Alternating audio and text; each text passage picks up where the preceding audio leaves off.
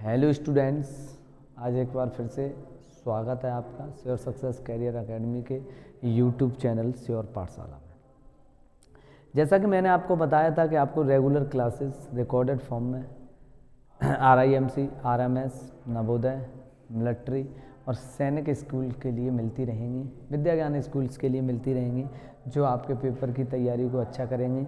काय के लिए 6th क्लास के लिए और 9th क्लास के लिए जो एंट्रेंस एग्ज़ाम होते हैं उसके लिए क्लासेस रिकॉर्डेड फॉर्म में आपको मिलती रहेंगी, जिसमें आपको रेगुलर बेसिस पे ग्रामर की, वोकेबलरी की, रीडिंग वाली क्लास मिलती रहेंगी, जिसमें आपको वोकेब सिखाई जाएगी। लास्ट क्लास जो मेरी आई थी वो वोकेब बेस्ड आई थी। ये क्लास है प्रोनाउन की बेस्ड है। एक बार फिर से, तो प्रोनाउन में काय की बेस्ड है कि क्लास। आज हम कॉन्सेप्ट पढ़ेंगे काय का, पर्सनल प्रोनाउन का कॉन्सेप्ट, कैसे कैसे पर्सनल प्रोनाउन का कॉन्सेप्ट बन सकता है लैंग्वेज। मैंने आपको लास्ट क्लास में जो ग्रामर बेस्ड हुई थी उसमें मैंने आपको प्रोनाउन की डेफिनेशन अच्छे से पहचानना सिखा दिया था। मैंने आपको प्रोनाउन का चार्ट पहचानना सिखा दिया था कि कौन कौन से प्रोनाउन सब्जेक्टिव फॉर्म में आएंगे, कौन कौन से प्रोनाउन ऑब्जेक्टिव फॉर्म में आएंगे और कौन कौन से प्रोनाउन काय में आएंगे, पजेसिव फॉर्म में आएंगे, एक्सेट्रा एक्सेट्रा। ये सारी बातें हमने डिस्कस कर ली थी। आज की जो क्लास होगी ना वो concept of personal pronoun based होगी। कुछ एक कॉन्सेप्ट्स होते हैं जो हमें ध्यान रखने पड़ते हैं प्रोनाउन को बनाने के लिए, जहाँ से अक्सर fill in the blanks, common errors, improvements इत्यादि बनते रहते हैं एग्जाम्स में। क्लियर ना। चलो देखते हैं पहला कॉन्सेप्ट क्या है। इफ अ नाउन, यदि एक नाउन इज यूज्ड किया जाता है एज की तरह, the object of a verb और a preposition, it should be in the objective case. कोई दिक्कत नहीं है बाबू। ओके, पेन और पेपर लेके साथ बैठा करो, इसमें से कोई चीज़ अच्छी मिले उसे राइट डाउन किया करो, इस कंटेंट को आप राइट डाउन करो। ओके, एग्जाम्पल सहित आपको लिखना होता है, ये एक एक को समझाएंगे। इफ अ नाउन, यदि कोई नाउन इज यूज्ड, सॉरी यहाँ पे थोड़ी सी मिस्टेक है, इसे मैं सही कर लेता हूँ। एक सेकंड रुकना, इसके लिए सॉरी। यहाँ पर नाउन नहीं होना चाहिए बच्चे, एक मिनट लगना, एक छोटा सा एरर है, टाइपिंग मिस्टेक एक तरह से कह सकते हैं। अब बहुत सारे बैठे बैठे ऐसा सोच रहे होंगे सर ये तो टाइपिंग नहीं है, लिखा हुआ है, तो लिखा भी तो टाइपिंग फॉर्मेट में ही है। तो इस चक्कर में मैंने आपसे बोल दिया कि टाइपिंग की मिस्टेक है, तो टाइपिंग की गलतियां हो जाती हैं, कोई दिक्कत नहीं। ओके, चल क्या समझते हैं। If a pronoun is used किया जाता है एज की तरह the object of a verb. Okay, यदि कोई प्रोनाउन यदि किसी सेंटेंस में काय की तरह यूज किया जाता है, object of a verb, object की तरह, और अब प्रीपोजिशन के, यदि कोई भी प्रोनाउन इंग्लिश लैंग्वेज में मेन वर्ब के बाद आता है या प्रीपोजिशन के बाद आता है, तो it should be in the objective case. तो ये कौन से केस में होना चाहिए? ऑब्जेक्टिव फॉर्म में होना चाहिए। अब गलती से ये मत पूछ लेना कि सर ये प्रोनाउन की ऑब्जेक्टिव फॉर्म क्या होती है, तो ये मैं पहले ही बता चुका था, टेबल जब बताया था, चार्ट जब बनवाया था टेबल, तब मैंने बनवाया था प्रोनाउन की सब्जेक्टिव और ऑब्जेक्टिव फॉर्म क्या क्या होती हैं। जैसे आई की ऑब्जेक्टिव फॉर्म मी, वी का अस ऑब्जेक्टिव फॉर्म, ही का हिम, सी का हर, इट का इट और दे का देम ऑब्जेक्टिव फॉर्म होती है। तो सारी बातें बता चुके थे, टेंशन वेंशन में बताना। तो यदि कोई प्रोनाउन मेरे बाबू मेन वर्ब के बाद आता है या काय के बाद आता है प्रीपोजिशन के बाद, तो ये कैसी फॉर्म में होना चाहिए? ऑब्जेक्टिव फॉर्म में होना चाहिए। कैसी फॉर्म में होना चाहिए? ऑब्जेक्टिव फॉर्म में होना चाहिए। जैसे सी इज, एग्जाम्पल के थ्रू छोड़ते हैं, सी इज। एक बार फिर से समझ लो कि कोई भी अगर प्रोनाउन है, यदि वो मेन वर्ब के बाद आ रहा है सेंटेंस में या किसी प्रीपोजिशन के बाद आ रहा है, तो वो ऑब्जेक्टिव फॉर्म में होना चाहिए। जैसे सी इज टीचिंग, वो पढ़ा रही है, तो यहाँ पे इज क्या है? हेल्पिंग वर्ब, और टीचिंग क्या है? Main verb. अब मेन वर्ब के बाद में वह मुझे पढ़ा रही है, एंड और किसे? ही, तो ही तो नहीं कर सकता, क्योंकि मेन वर्ब के बाद एक प्रोनाउन हमने आई का ऑब्जेक्ट मी कर लिया, जो अपनी जगह पे सही है, तो फिर ही थोड़े ही कर सकते हैं, क्योंकि ही सब्जेक्टिव फॉर्म है। हम ही नहीं कर सकते, हम क्या करेंगे? उसकी ऑब्जेक्टिव फॉर्म कर देंगे, क्या कर देंगे? हिम कर देंगे। क्लियर हो जाना चाहिए एक एक को। तो सी इज टीचिंग, वो पढ़ा रही है मुझे और उसे, तो टीचिंग एक मेन वर्ब है, और मेन वर्ब के बाद में ही नहीं लिखूंगा, क्या लिखूंगा? इट लिखूंगा। क्लियर है? सॉरी, हिम लिखूंगा। क्लियर है ना? ही का ऑब्जेक्ट हिम। बिटवीन क्या है? के बीच में। बिटवीन के पार्ट ऑफ स्पीच की बात करें तो बिटवीन का पार्ट ऑफ स्पीच प्रीपोजिशन होता है बिटवीन के बीच में। आई एंड ही। तो आप देख रहे हो बिटवीन एक प्रीपोजिशन है, और प्रीपोजिशन के बाद जब हम कोई प्रोनाउन लिखते हैं तो वो सब्जेक्टिव फॉर्म में नहीं लिखते, कौन सी फॉर्म में लिखते हैं, ऑब्जेक्टिव फॉर्म में। मैं यहाँ पे आई की बात करूँ तो आई क्या है, सब्जेक्टिव फॉर्म है, मी इसकी क्या है, ऑब्जेक्टिव फॉर्म है। ऐसे ही मैं ही की बात करूँ तो ही भी क्या है, सब्जेक्टिव फॉर्म ऑफ प्रोनाउन है, इसीलिए मैं ही ने लिख के क्या कर दूंगा, हिम लिख दूंगा। क्लियर है ना। तो हमने क्या सीखे बाबू, बिटवीन मी, बिटवीन वी मेरे और हिम, उसके बीच में द प्रॉब्लम जो समस्या है, कुड हैव बीन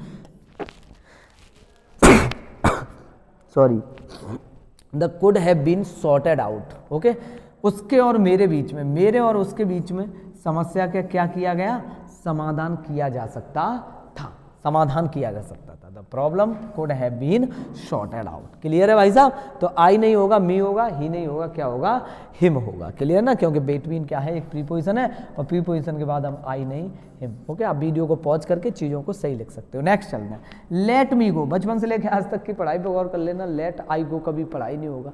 ओके, क्योंकि लेट क्या है, मीन वर्ब है। ओके, वर्ब का फर्स्ट फॉर्म है, इंपरेटिव सेंटेंस है, इंपरेटिव सेंटेंस वर्ब के फर्स्ट फॉर्म से शुरू होते हैं। मेन वर्ब के बाद हम कभी सब्जेक्टिव फॉर्म प्रोनाउन के लिख ही नहीं सकते, हम कौन से लिखेंगे, ऑब्जेक्टिव फॉर्म लिखेंगे। तो लेट अस गो होता है, लेट मी गो होता है, लेट आई गो नहीं होता है। क्लियर है बाबू। आगे और चलते हैं, आगे क्या लिखा है यहाँ पे, माई ग्रैंड फादर, मेरे जो दाता हैं, told I a story. My grand father sentence में सब्जेक्ट है, कोई दिक्कत नहीं है। माई ग्रैंड फादर के साथ टोल्ड आ रहा है, V2 है, वर्ब का सेकंड फॉर्म है, पास्ट इंडेफिनिट बन रहा है, कोई दिक्कत नहीं है। Okay, my grand father told, तो फिर आई थोड़े ही होगा। ओके, टोल्ड आई थोड़े होता है, टोल्ड मी अ स्टोरी, क्योंकि मेन वर्ब के बाद आने वाला प्रोनाउन, मेन वर्ब के बाद आने वाला प्रोनाउन कभी भी सब्जेक्टिव फॉर्म में नहीं आता, हमेशा काय में आता है, ऑब्जेक्टिव फॉर्म में आता है। क्लियर ना। तो my grand father told I a story नहीं करूंगा, क्या करूंगा, टोल्ड मी अ स्टोरी कर दूंगा। क्लियर। पहला कॉन्सेप्ट प्रोनाउन का, आई होप कि आप सबको अच्छे से समझ में आ गया होगा। नेक्स्ट कॉन्सेप्ट की ओर चलते हैं, आप इसे वीडियो को पॉज करके अपनी कॉपी में लिख सकते हो। क्लियर ना। नेक्स्ट कॉन्सेप्ट की ओर चलते हैं, चलो क्या कह रहा है नेक्स्ट कॉन्सेप्ट।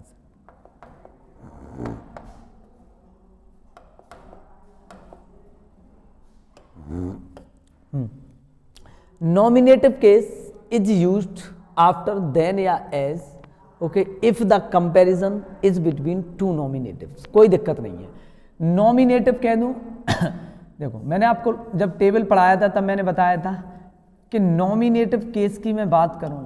ओके, मैं काय की बात करूं भाई साहब आपसे, नॉमिनेटिव केस की, काय की बात करूं, नॉमिनेटिव केस की। तो मैंने आपको जब प्रोनाउन का चार्ट बनवाया था तो मैंने बताया था कि नॉमिनेटिव केस कह दूं चाहे मैं सब्जेक्टिव केस कह दूं, बात एक ही मानी जाती है। तो आप कहीं पे पढ़ लो नॉमिनेटिव केस ऑफ प्रोनाउन, तो टेंशन वेंशन में नहीं आना, जो सब्जेक्टिव फॉर्म ऑफ प्रोनाउन होती है वही नॉमिनेटिव केस ऑफ प्रोनाउन होती है। तो चाहे तो आपसे मैं सब्जेक्टिव केस कह लूँ, चाहे मैं आपसे ऑब्जेक्टिव केस कह लूँ, बात एक ही होती है।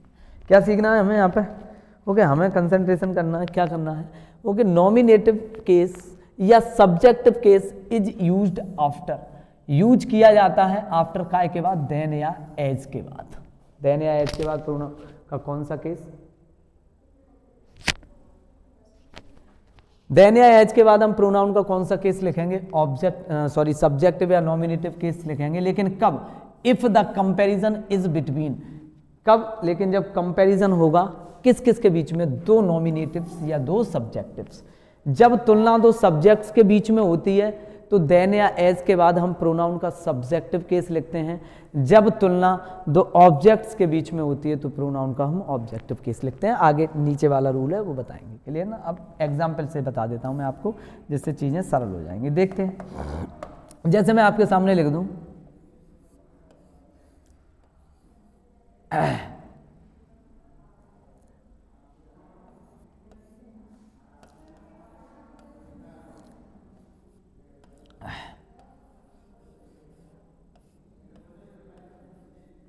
she sings better than,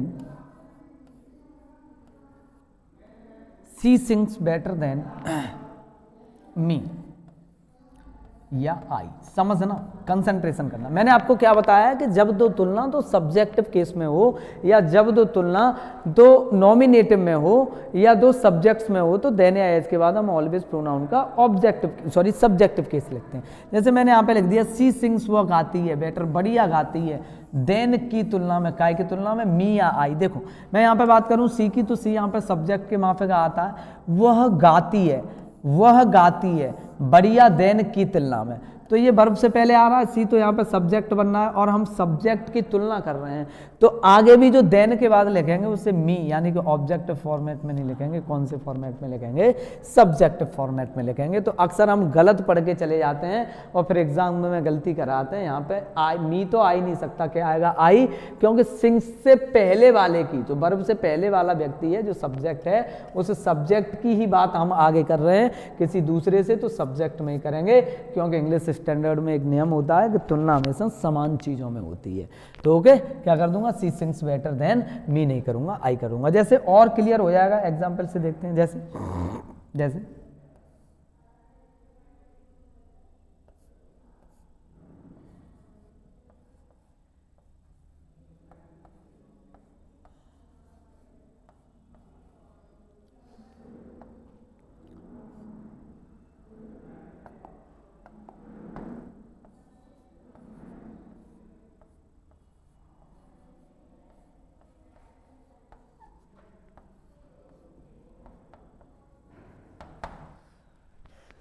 I run faster, मैं तेज दौड़ता हूं, आई रन में दौड़ता हूं, फास्टर देन हिम, उसकी तुलना में मैं कैसे दौड़ता हूं? फास्ट दौड़ता हूं। क्लियर ना? कैसे दौड़ता हूं? फास्ट। ओके, तो यहाँ पे रन से पहले ये आई आ रहा है, तो यहाँ पे ये क्या बनना है? सब्जेक्ट, और सब्जेक्ट की तुलना हम आगे कर रहे हैं, तो फिर हिम नहीं करेंगे, क्या करेंगे? ही करेंगे। क्लियर ना? ओके, आई रन में दौड़ता हूँ, फास्टर देन हिम नहीं होगा, क्या हो जाएगा? ही, क्योंकि वर्ब से पहले वाले व्यक्ति की हम ही तो बात कर रहे हैं ना, कि मैं दौड़ता हूँ, इसकी तुलना में, उसकी तुलना में तेज दौड़ता हूँ, तो फिर हमें पढ़ने में तो सही लग रहा है हिम, लेकिन ग्रामेटिकली सही नहीं माना जाता है, इसीलिए हिम नहीं करेंगे, ही करेंगे। वीडियो पॉज करके आप लिख सकते हो। एक और प्यारा सा एग्जाम्पल बताता हूँ आपको। देखो, जैसे मैं यहाँ पे लिख दूँ, क्या? जैसे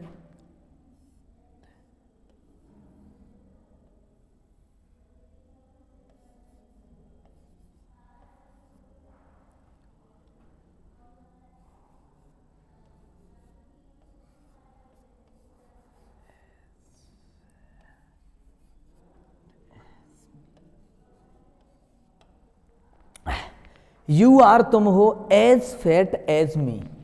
अब यहाँ पे यू क्या है बाबू? सब्जेक्ट है, क्योंकि आर वर्ब से पहले आ रहा है, फाइनाइट वर्ब से पहले आ रहा है R. You are, okay, as fat as me, as fat as me. Okay, तुम उतने मोटे हो जितना कि मैं। ओके, तुम उतने मोटे हो जितना कि मैं। तो यू वाले की तो बात कर रहे हैं, वर्ब से पहले वाले की, तो हम एज के बाद भी हम क्या लिखेंगे? मीन करके क्या कर देंगे? आई, ऊपर बताया गया था। देन और एज के बाद क्या आता है? ऑब्जेक्टिव केस आता है, सब्जेक्टिव केस आता है प्रोनाउन का, जब दो सब्जेक्ट्स के बीच में तुलना होती है। तो आर से पहले यू सब्जेक्ट है और यू की बात आगे किसी से हो रही है, तो वो सब्जेक्टिव फॉर्म में होगी। क्लियर? एक एक को क्लियर हो जाने दीजिए। Next, objective case is used after than या as. Objective case is used after than या as if the comparison between two objects. क्या समझना है? ओके, मैंने आपको पहले बताया था कि जब दो सब्जेक्ट्स के बीच में तुलना होती है तो देन और एज के बाद प्रोनाउन का सब्जेक्टिव केस लिखते हैं, लेकिन जब दो ऑब्जेक्ट्स के बीच में तुलना होती है तो देन या एज के बाद हम प्रोनाउन का कौन सा केस लिखते हैं? ऑब्जेक्टिव केस लिखते हैं। देखते हैं एक एक करके। जैसे मैं आपके सामने एक सेंटेंस लिख दूं, सी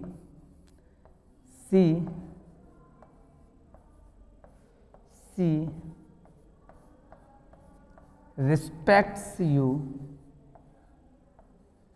she respects you more than I या me। करो कंसंट्रेशन, करो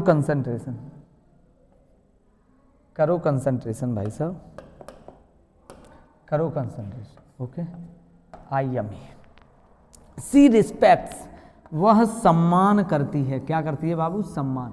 तो ये सब्जेक्ट था, इस वर्ब के ऊपर इसने एक्शन किया, किसका? तुम्हारा। किसका? तुम्हारा, ओके, वह तुम्हारा सम्मान करती है मोर ज्यादा देन की तुलना में। आई के मी, आई नहीं, क्या होगा, आई नहीं होगा, क्या होगा, मी होगा। क्यों होगा कि सी तो सब्जेक्ट है। अब यहाँ पे हम सब्जेक्ट की बात ही नहीं कर रहे। अब ये तो सम्मान करने का काम तुम्हारा करती है, लेकिन तुम्हारा ज्यादा करती है, तो ये ऑब्जेक्ट है ना, यहाँ पे वर्ब के बाद आ रहा है ऑब्जेक्ट, तो बात अब सब्जेक्ट की नहीं हो रही, अब ऑब्जेक्ट की हो रही है कि वो तुम्हारा सम्मान ज्यादा करती है देन की तुलना में। आई नहीं होगा, क्या हो जाएगा, मी हो जाएगा। क्लियर है ना, एक एक को क्लियर हो जाना चाहिए। क्लियर, यहाँ से थोड़ा सा आगे चलते हैं तो हम क्या सीखते हैं। जैसे मैं आपके सामने लिख दूं क्या, एक और प्यारा सा एग्जांपल, ओके, चल देखते हैं। जैसे मैं लिख दूं आई लव हिम, ओके, ऐसे नहीं, थोड़ा इसे चेंज करता हूं मैं सेंटेंस।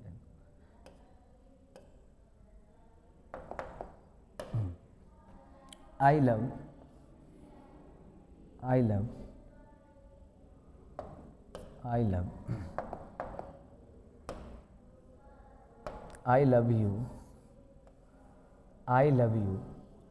you, मैं तुमसे प्यार करता हूँ। as much as she समझते हैं। आई लव यू, मैं तुमसे प्यार करता हूं एज मच एज सी, ओके। अब यहाँ पे काम कौन कर रहा है प्यार करने का, आई सब्जेक्ट है, लव वर्ब के लिए बनना है, लेकिन किसे कर रहा है, तुम्हें, ओके, तुम्हें, लेकिन तुम्हें कर रहा है, लेकिन किसकी तुलना में, ओके, एज मच एज, उतना ज्यादा जितना कि उसे करता हूं। तो आई ने लव वर्ब के साथ एक्शन कर दिया यू पे, तो यू की वैल्यू क्या थी, यहाँ पे लव वर्ब का ऑब्जेक्ट है, कोई दिक्कत नहीं है, और आगे ऑब्जेक्ट की बात कर लइए तो हम फिर सी नहीं करेंगे, क्या करेंगे मेरे बच्चे, हर कर देंगे। क्लियर ना, तो okay, I love you, okay, I love you as much as she नहीं होगा, क्या हो जाएगा, हर हो जाएगा। क्लियर है भाई साहब। चल एक और नेक्स्ट पॉइंट आज की क्लास का, ओके, लास्ट है, बाकी के पॉइंट्स कल डिस्कस करें। चलो नेक्स्ट क्या है, the verb to be should be, इसे और समझ लो, बहुत प्यारा कॉन्सेप्ट है, अक्सर एग्जाम्स में आता रहता है। The verb to be should be followed by subjective form of a pronoun. बहुत ही इजी है, मैं बात कर लूँ टू बी वर्ब की तो कुछ भी नहीं होता, टू बी वर्ब की सीधी समझेंगे। मैं टू बी वर्ब की बात करूँ तो टू बी वर्ब को हम जानते हैं काइक, इज, एम, आर, बॉज या बर के नाम से जानते हैं, काय के नाम से जानते हैं, बॉज या बर, इज, एम, आर, बॉज या बर, ओके। तो मैं बात करूँ काय की टू बी वर्ब की, मैं बात करूं काय की टू बी वर्ब की, तो टू बी वर्ब के बाद, ओके, टू बी वर्ब के बाद, टू बी वर्ब से मतलब समझ रहे हो, इज, एम, आर, बॉज, बर, ओके। तो टू बी वर्ब के बाद अगर हमें प्रोनाउन लिखना होता है तो उसे हम कौन से फॉर्म में लिखते हैं, सब्जेक्टिव फॉर्म में लिखते हैं। लेकिन मेन वर्ब के बाद लिखेंगे तो बताओ, अभी अभी बताया था, ऑब्जेक्टिव फॉर्म में लिखेंगे, और टू बी वर्ब के बाद हम प्रोनाउन लिखेंगे तो कौन सी फॉर्म में लिखेंगे, सब्जेक्टिव फॉर्म में। इसीलिए हम कभी ऐसे बोल ही नहीं सकते इट इज मी, ये गलत होता है। इसकी जगह पर सही क्या होगा, इट इज आई सही होगा। क्लियर ना, इट इज मी नहीं होता, इट इज आई होता है। क्लियर है ना, ओके। जैसे मैं आपके सामने एक और एग्जांपल लिख देता हूँ प्यारा सा, जैसे मैं लिख दूँ, एक मिनट रुकना,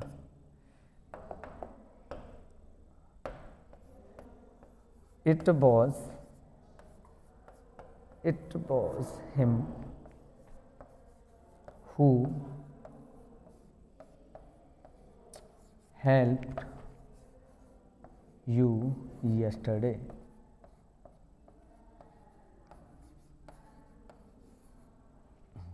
समझते हैं, it was him who helped you yesterday. क्या समझना है मेरे बच्चे, वॉज यहाँ पे क्या है, टू बी वर्ब है, और टू बी वर्ब के बाद हम हिम नहीं करेंगे, क्या करेंगे, ही करेंगे, क्योंकि टू बी वर्ब के बाद आने वाला प्रोनाउन ऑलवेज सब्जेक्टिव केस में होता है, लेकिन मेन वर्ब के बाद आने वाला प्रोनाउन ऑब्जेक्टिव केस में होता है। आज के लिए इतनी ही क्लास है। अगर आप तैयारी करना चाहते हो RIMC, RMS, ओके, नवोदया, सैनिक स्कूल या विद्या ज्ञान के लिए, तो तुम हमारी ऑफलाइन और ऑनलाइन क्लासेस ले सकते हो, ओके। पहली बात। दूसरी इंपॉर्टेंट बात क्या है, ये जो क्लासेस है RIMC, RMS, नवोदय, सैनिक और विद्या ज्ञान स्कूल के लिए, उनके जो इंट्रेंस एग्ज़ाम होते हैं उनके लिए काफ़ी हैं। आज हमने पर्सनल प्रोनाउन के 4 कॉन्सेप्ट्स डिस्कस करे। कल की क्लास में 1-2 कॉन्सेप्ट्स और हैं और उसके बाद मैं आपको पजेसिव प्रोनाउन पढ़ाऊंगा एक एक करके। ऑल्टरनेटिव क्लास रहेगी, हो सकता है कल की क्लास वोकैब बेस्ड हो, जिसमें कुछ वोकेबलरी में मैं आपको वन वर्ड सब्स्टिट्यूशन वगैरह पढ़ाऊँ, लेना तो एक एक करके आपकी इंटरेस्टिंग क्लासेस होने वाली हैं। आप अपने पेन और पेपर लेके बैठिया करो। रिकॉर्डेड फॉर्म में हम क्लास इसलिए करते हैं क्योंकि ओके कम समय में बहुत ज़्यादा काम हो जाता है। तो कल पर्सनल प्रोनाउन की 1-2 बातें और बताई जाएंगी और साथ ही साथ पजेसिव प्रोनाउन या वोकैब बेस्ड क्लास होगी। ऑल्टरनेटिव क्लास है तो वैसे वोकैब बेस्ड होनी चाहिए। सैटरडे की क्लास में आपको रीडिंग के लिए रखा करूँगा, काय की रीडिंग की, जिसमें आपको पैसेज पढ़ना सिखाया करेंगे। क्लियर ना? ओके, आज के लिए इतना ही। जय हिंद, नमस्कार। ओके।